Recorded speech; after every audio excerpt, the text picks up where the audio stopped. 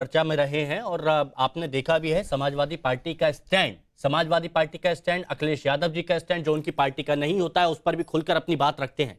लेकिन क्या मजबूरी है कि आज उनके प्रवक्ता कुछ नहीं बोल पा रहे। उन्होंने कहा जो हमारी पार्टी का नहीं है उसके बारे में हम कुछ नहीं बोलेंगे, हम बिल्कुल खामोश है।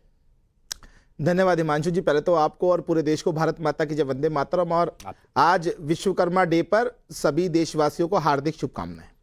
अब देखिए, आज मैं देख के बड़ा ही हैरान हूं किस मजबूरी के संग इधर कुआं और उधर खाई, ये जो कहावत है ना, आज अशोक यादव और पूरी समाजवादी पार्टी पर सटीक बैठ रही है। अब देखिए कितनी मजबूर है समाजवादी पार्टी के प्रवक्ता कि वो उस मौलाना को कुछ कह भी नहीं सकते और अपने प्रत्याशी का वो समर्थन करने में मजबूर है। ये नहीं कह सकते कि नहीं, हमारी प्रत्याशी ने सही किया और ये मानसिक रूप से विक्षिप्त है वो मौलाना जो कि भारत के संविधान में विश्वास नहीं करता, गंगा जमनी तहजीब में विश्वास नहीं करता, और हमारी प्रत्याशी ने सही करा। एक शब्द नहीं बोलेंगे। ये डर है इनका, ये इनका चेहरा है। ये आज सत्ता में नहीं है तो देखिए कितना कांपते हैं इन लोगों से, और जब सत्ता में होते तो सोचिए किस प्रकार से ये इनको समर्थन करते थे। एक और बात, ये फजील अहमद जी भी बहुत सारी बातें कर रहे थे कि देखो जी अंदर तक नहीं जाने देते, हाँ देखो ब्राह्मण को जाने देते हैं, सिर्फ SC ST और दलित को नहीं जाने देते। तो मैं इनको बता दूं, भगवान श्री राम ने माता सबरी के बेर खाए थे झूठे, ये हमारे ग्रंथों में लिखा है।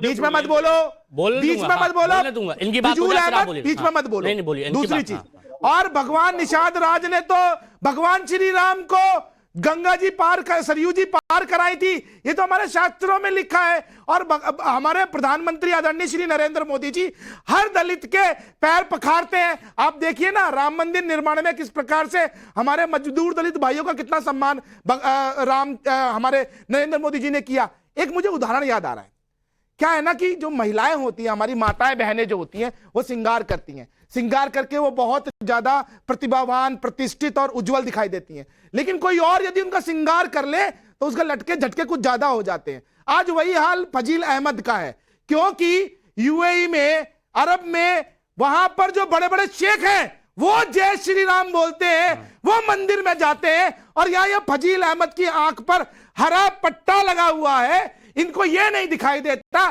कि भैया कोई भी व्यक्ति मंदिर में जा सकता है, मस्जिद नहीं है वो कि जहां पर जाने के लिए आप लोगों की परमिशन चाहिए होती है। अच्छा, ठीक है। एक महत्वपूर्ण बात और, एक और बात, ये मैं पूछना चाहता हूं समाजवादी पार्टी के प्रवक्ता से कि आखिर क्या कारण है कि आज तक आप लोग मंदिर नहीं गए, आपका कोई भी प्रवक्ता मंदिर नहीं गया, आपके नेता मंदिर नहीं गए, भगवान श्री राम दरबार में नहीं गए, लेकिन चुनावों में आप लोग मंदिर जाते हैं। यही जो माननीय योगी आदित्यनाथ जी ने कहा था ना, एक रहोगे तो नेक रहोगे और बटोगे तो कटोगे।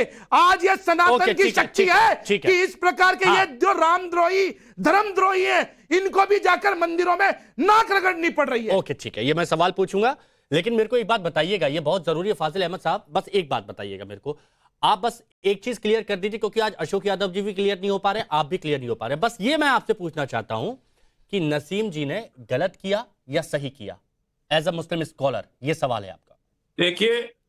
देखिए इस देश में धर्म और जाति को सर चढ़ के इतना हो गया है कि यहाँ हर चीज को मंदिर मस्जिद से जोड़ा जाता है। नहीं तो दुनिया भर के नेता का काम ये नहीं है कि हमारी पर्सनल कैपेसिटी है कि हम पूजा करें कि नमाज पढ़ें, ये हमारा निजी मामला है। अगर क्या पूजा करने वाले को आप देश का प्रधानमंत्री नहीं बना सकते? मैं वो नहीं पूछ रहा हूं, मैं फाजिल अहमद साहब सुनिए, आप ऐसा मुस्लिम सुनिए ना, फाजिल अहमद साहब बहुत, मैं आप घुमाएंगे, लच्छेदार बातें करेंगे, मैं बहुत कट टू कट बात करना चाहता हूं, प्लीज समझिए, प्लीज समझिए।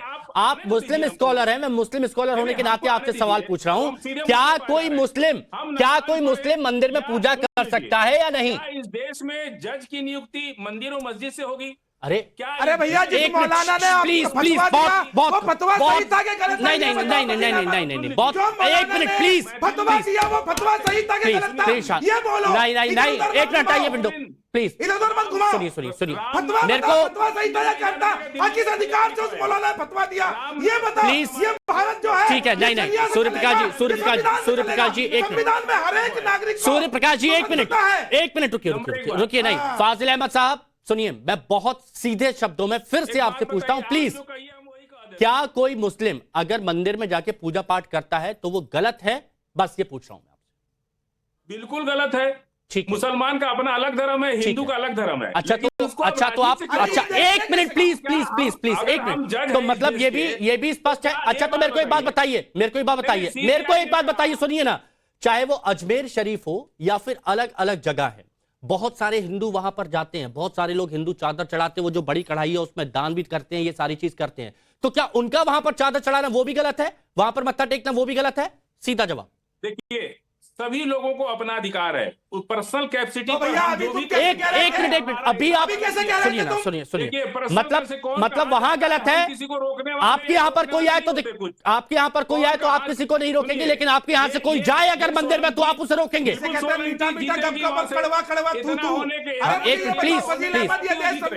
Please Surya Prakash ji cut to cut बात चल रही, प्लीज एक मिनट। हाँ, तो यहाँ पर आप अपने हिसाब से चुन रहे हैं। अल्लाह ताला ने कहा है आप जो करोगे आपका हिसाब खुद होगा। बस एक मिनट प्रेम कुमार जी, मैं चाहता हूं कि वरिष्ठ पत्रकार होने के नाते, विश्लेषणकर्ता होने के नाते इस बात का विश्लेषण करें कि अगर कोई मुसलमान किसी मंदिर में जाता है तो इनकी नजर में वो गलत है, उधर फतवा जारी कर दिया जाए। बाकी अजमेर शरीफ में मैंने देखा है मुसलमानों से ज्यादा हिंदू जाते हैं चादर चढ़ाने के लिए, वो सही कैसे है? फिर अगर वो मंदिर में आपसे बात नहीं, क्या आपने अपना नाम बदलवा लिया, प्रेम कुमार करवा लिया क्या? अब रुकिए प्रेम कुमार जी, प्लीज बताइए वो सही कैसे हो गया फिर? देखिए हिमांशु जी, जिस कट्टरता को आप पकड़ने का दिखाने का प्रयास कर रहे हैं वो दिख रहा है, वो कट्टरता है और वो कट्टरता निंदनीय भी है। लेकिन साथ साथ आप जिस तरह से प्रश्न कर रहे हैं, हम याद दिलाना चाहते हैं कि जब हिंदू धर्म सम्मेलन में मुल्ले काटे जाएंगे का नारा दिया गया था तो स्पेसिफिक होकर के यही सवाल पूछना था कि इसकी निंदा कीजिए, क्या वो धर्म, क्या संविधान के मैं तो कह रहा हूं, मैं प्रेम कुमार जी, मैं एक बात जरूर कहूंगा, मैं डंके की चोट पर बोलता हूं, अगर कहीं कोई गलत है तो गलत है। अगर कोई ये कहेगा कि मुल्ले काटे जाएंगे, राम राम चिल्लाएंगे, वो बहुत गलत है। लेकिन मैंने आपसे पूछा, आप पत्रकार हैं, मैंने आपसे पूछा कि अपना स्टैंड तो लीजिए कि वहां मंदिर जाना गलत है लेकिन मस्जिद जाना ठीक है। इस पे आप क्या कहेंगे? मैं तो पूरी आंसर देते हुए आ रहा हूं, आपसे प्रश्न नहीं है मेरा। तो इस पैनल में भी चर्चा हुई है, उन सब से भी प्रश्न है, जनरल लोगों से भी प्रश्न भी नहीं है, उत्तर भी है ये कि जब यहाँ तो हम कट्टरता को पकड़ रहे हैं और निंदा भी कर रहे हैं, लेकिन उस कट्टरता को क्यों नहीं पकड़ा जाता जिसमें कहा जाता है कि मुल्ले काटे जाएंगे, वो भी हिंदू धर्म सम्मेलन में। इनसे जवाब लीजिए, पूछिए, निंदा करें। ये प्रेम कुमार जी, जो मौलाना, जो कट्टरपंथी मौलाना है, उसने जो ये फतवा दिया है वो सही है कि गलत है, ये बताइए। वो फतवा सही है कि गलत है, ये बताइए आपके हिसाब से। हम बता चुके, मेरे प्रश्न का उत्तर देने नहीं, ये देश संविधान से चलेगा या इस प्रकार की किताबों से चलेगा, ये फतवों से चलेगा, ये बताइए ना प्रेम कुमार जी। है हिम्मत आपकी बोलने की? हिम्मत है बोलने की? अगर हिम्मत है तो बोलिए ना कि वो मौलाना गलत है। एक मिनट, बोलिए। आज ये बयान कहां से प्रेम कुमार जी ले आए मुझे बिल्कुल समझ नहीं आ रहा, लेकिन मैं फिर बोल रहा हूं अगर ऐसा कोई भी बयान देता है तो गलत है। लेकिन मैं नहीं था, सुनिए बिल्कुल गलत बात नहीं मंजू जी, कभी भी हिंदुओं ने इस प्रकार का कोई बयान नहीं दिया। यदि ऐसा होता तो इस देश का विभाजन जो है वो हिंदू मुस्लिम के आधार पर हुआ। मैं ये डिबेट करा रहा हूं, मुझे सबसे बात करनी है तो प्लीज मेरे को सबसे बात करने दीजिए। लेकिन आज मैं बहुत स्पष्ट सवाल पूछ रहा हूं, इन स्पष्ट सवालों का जवाब नहीं मिल रहा। मैंने बस इतना सा पूछा था कि वहां मंदिर जाने में दिक्कत हो जाती है, लेकिन मस्जिद जाने में अगर हिंदू जाते हैं तो वहां कोई दिक्कत नहीं। वहां पर आप नहीं बोलते कि मत आइए, वहां पर आप नहीं बोलते कि मत आइए। क्यों? क्योंकि वहां से फायदा दिख रहा है आप लोगों को। ठीक है, ये आपकी सोच हो सकती है। अच्छा मनीष शुक्ला जी, आज बहुत स्पष्ट सवाल था। देखिए आपने जब अपनी बात रखी उसके बाद मैं अशोक यादव जी के पास भी गया और फाजिल भाई के पास भी गया, लेकिन दोनों का जवाब टू द पॉइंट था ही नहीं, दोनों का जवाब मुद्दों का था ही नहीं, जवाब तो था ही नहीं, उल्टा डाइवर्ट किया जा रहा था। क्यों? देखिए हिमांशु जी, इस देश का सबसे ज्यादा नुकसान फ्रॉड सेकुलरिज्म ने किया। प्रेम कुमार जी ने ये नारा कहां से उठाया ये नहीं बताएंगे, बिल्कुल, लेकिन सरतन से जुदा का नारा लगा के उदयपुर से लेके और महाराष्ट्र तक गर्दन काट दी गई। इसका एग्जाम्पल भूल जाते हैं। दरअसल बीच में मत बोलिए, ये एकदम गलत है। बीच में मत बोलिए, बीच में मत बोलिए, चुप हो जाइए, शर्म नहीं आती, चुप हो जाइए, बीच में मत बोलिए, बीच में मत बोलिए। सरतन से जुदा नारा भूल जाते हो। नारे तकबीर, अल्लाह अकबर का नारा लगा के कितने लोगों की हत्याएं हो गई ये नारा भूल जाते हो आप। धर्म शर्म सम्मेलन नहीं में आती उल्लेख प्रेम कुमार जी आपको? पर बोलिए ना। प्रेम कुमार जी, अच्छा, प्रेम कुमार जी, बीच में मत बोलिए। प्रेम कुमार जी सुनिए ना, आपने प्रेम कुमार जी सुनिए ना, आपकी बात विदाउट इंटरप्शन सबने सुनी, लेकिन प्लीज एक बार शुक्ला जी को सुन लीजिए ना। उन्होंने बस इतना ही तो कहा, उन्होंने इतना ही तो कहा कि जब सर तन से जुदा वाली बात होती है उसका आपने जिक्र नहीं किया। कट्टरता आप कह रहे हैं कि हिंदुओं की तरफ से पहले बयान दिया, दोनों देखिए कट्टरता ये, तो आप दोनों को बराबर रखिए, आप पलड़ा ऊपर नीचे ऐसे मत करिए, ऐसे मत करिए ना, आप रखिए कि दोनों तरफ है, मैं मानूंगा। हिमांशु जी मुझे कंप्लीट करने Shukla ji please continue, please Prem Kumar ji थोड़ा सा रुकिए, प्लीज प्लीज। ये प्रेम कुमार जैसे लोग ये रजवी से ज्यादा खतरनाक हैं, जो एक पक्षी नैरेटिव चलाने का प्रयास करते हो। ये 80 साल खुद चला देश में, और अब 10 साल में न बटेंगे न कटेंगे। जब ये नारा बुलंद हुआ तो इन लोगों के पेट में मरोड़े उठ रही है, और उसी नारे का परिणाम है कि अखिलेश यादव को रोज सुबह उठकर ट्विटर की चिड़िया उड़ानी पड़ती है, रोज उस नारे की एक काट खोजनी पड़ती है, क्योंकि सबको पता चल गया है कि बिना प्रभु राम का नाम लिए, बिना शिव की आराधना किए अब देश में गुजारा होने वाला नहीं है। ये हमारे देश के वोटरों की ताकत है, जिसके नाते से उस मुस्लिम प्रत्याशी को, समाजवादी पार्टी के प्रत्याशी को शिवालय जाना पड़ा, वोट की लालच में जाना पड़ा, और ये रजवी जैसे लोगों को, कट्टरपंथी जैसे, और मैं कह रहा हूं कि अगर आपको सबको जोड़ने की बात करनी है, आपको सबको एकजुटता की बात करनी है, अगर आपको सबको जोड़ने की बात करनी है, अगर आपको सबको सबकी एकजुटता की बात करनी है, तो सिर्फ चुनावों के वक्त मत जाइए, आप जाइए हर सोमवार जाइए, है ना। हम बाकी लोग भी जाते हैं, गुरुवार को चादर चढ़ाने जाते हैं, अलग अलग वक्त पर जाते हैं, शुक्रवार को जाते हैं, अगरबत्ती लगाने जाते हैं, हर कोई जाता है।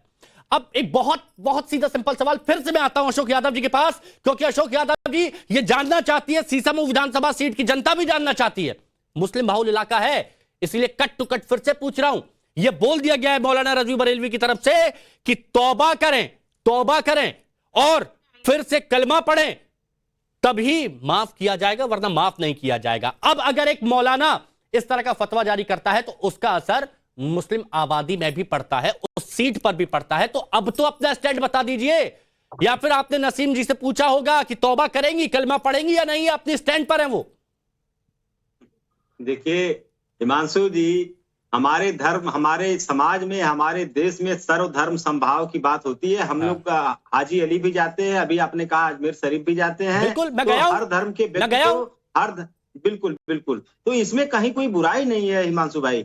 लेकिन अब कौन व्यक्ति इसको किस परसेप्शन में क्या कर रहा है, ये तो उसकी बात है ना, आप उससे पूछिए, बुला। मुझे कोई व्यक्ति से मतलब नहीं है। सुनिए ना, मैं क्या कह रहा हूं अशोक यादव जी, मैं बहुत सम्मान के साथ आपसे पूछ रहा हूं, मुझे कौन व्यक्ति से मतलब नहीं है, आपकी प्रत्याशी है, वहां की जनता में मुस्लिम भी है, वहां की जनता में हिंदू भी है, सभी लोग हैं। तो स्टैंड क्या है, क्या वापस माफी मांगेगी, या फिर वो अपने स्टैंड पर है कि मुझे सबको लेकर चलना है, और सबको लेकर चलना है तो उनका मंदिर जाना गलत नहीं है। और समाजवादी पार्टी का स्टैंड क्या है, ये बताइए बस। देखिए हम लोग हिमांशु जी समाजवादी पार्टी का स्टैंड जो मैंने बताया कि सबको साथ में लेके चलना है, हम लोग सभी धर्मों का सम्मान करते हैं। वो माफी नहीं मांगेंगी, क्लियर सी बात, हमको सभी धर्मों का सम्मान, माफी नहीं मांगेंगी, तौबा नहीं बोलेंगी। हिमांशु जी बात समझिए आप।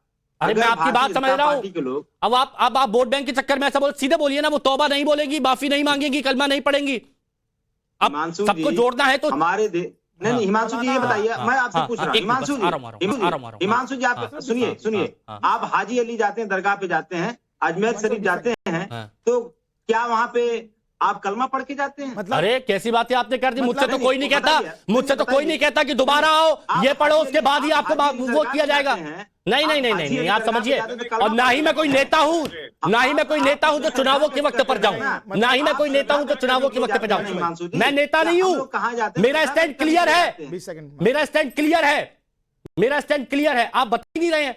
एक मिनट, आचार्य विक्रमादित्य जी, इसके बाद में आता हूं मैं आपके पास। आचार्य विक्रमादित्य जी, फिर से नहीं बताया कि नसीम सोलंकी तौबा करेंगी, कलमा पढ़ेंगी कि नहीं पढ़ेंगी, समाजवादी पार्टी का स्टैंड क्या है। अगर एकजुटता वाली बात है तो सही किया उन्होंने, लेकिन कुछ बोलना नहीं है। भाई क्यों, बोलिए ना।